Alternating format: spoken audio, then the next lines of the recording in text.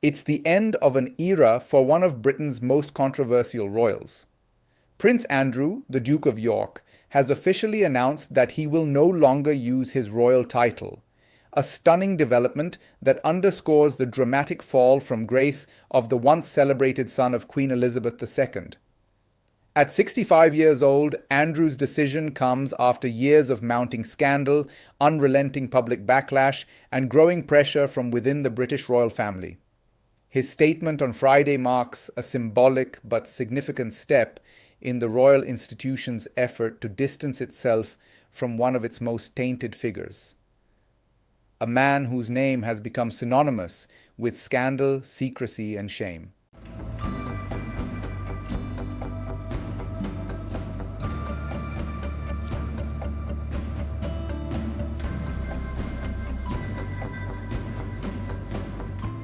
Prince Andrew's reputation has been in free fall for over a decade. Once known as the Action Man Prince, celebrated for his service as a naval officer during the 1982 Falklands War, Andrew's image has been shattered by his long-standing association with the late Jeffrey Epstein, the American financier and convicted sex offender whose web of power and abuse ensnared some of the world's most powerful men. Since Epstein's death in 2019, Andrew's ties to him have sparked public outrage and permanent damage to the royal family's reputation. His 2019 BBC Newsnight interview, in which he infamously failed to express remorse for Epstein's victims and claimed he was honorable, is widely regarded as a disaster, one that effectively ended his public life. In 2022, Andrew was stripped of his military titles and royal patronages after facing a civil lawsuit from Virginia Giuffre, who accused him sexually abusing her when she was a minor.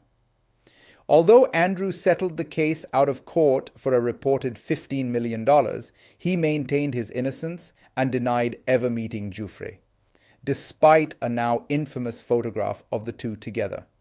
Giuffre's memoir, released last week, has reignited the scandal.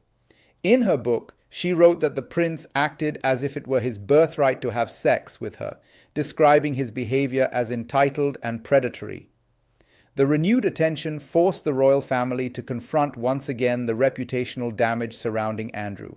In his official statement, Prince Andrew said the decision was made to protect his family and country from further distraction.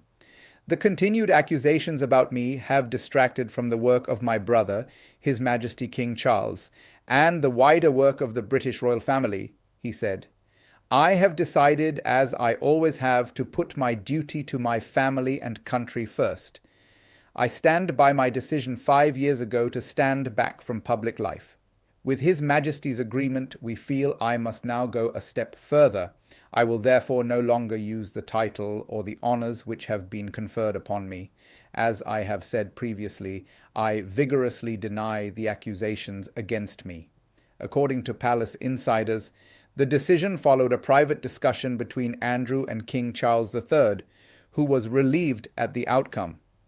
Royal experts say the move reflects both a personal reckoning for Andrew and a strategic attempt by Charles to protect the monarchy's long-term reputation. According to a YouGov poll, 67% of Britons supported stripping Andrew of his remaining royal titles, while only 13% opposed the move. Another survey found that just 5% of respondents had a favourable view of him, one of the lowest approval ratings for any royal in modern history. Even before this announcement, Andrew had already stopped using the style His Royal Highness. And in 2022, he was banned from appearing in military uniforms at the late Queen Elizabeth's funeral, an unprecedented humiliation for a senior royal who had once served with distinction.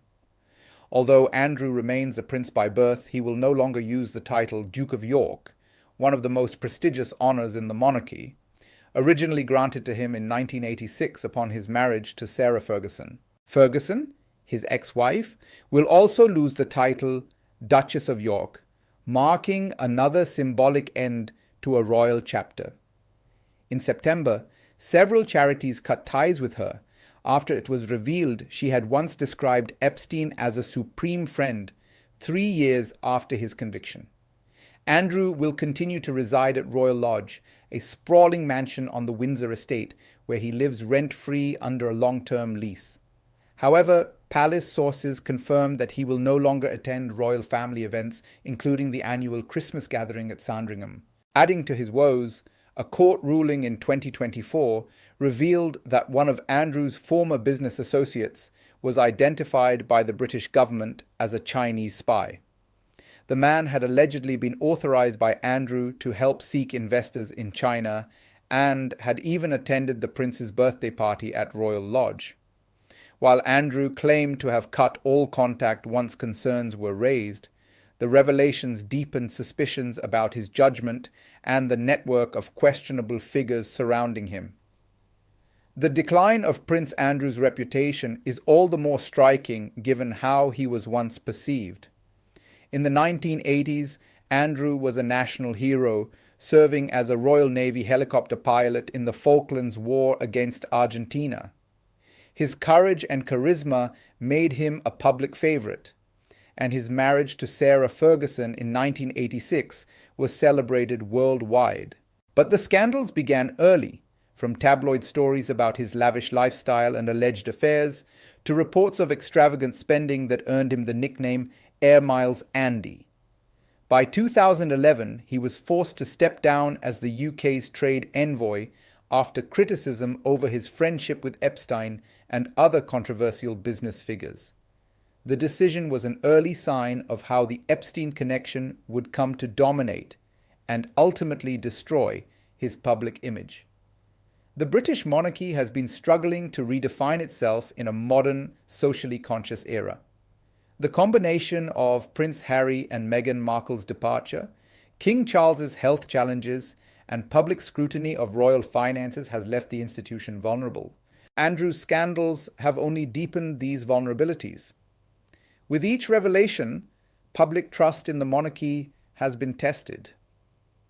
A poll conducted by Ipsos in September 2025 found that only 54% of Britons now support maintaining the monarchy, down from 77% a decade earlier, a decline some experts attribute in part to the ongoing fallout from Andrew's controversies.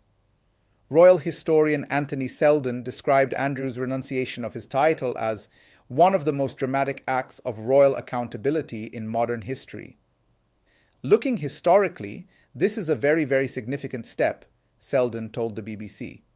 The last time a senior royal was stripped of a dukedom was more than 100 years ago. This is not just about public relations. It's about the monarchy's survival. For Prince Andrew, this moment represents a final reckoning. Once destined to serve as one of the Crown's most loyal ambassadors, he now lives in near isolation, a royal in name only.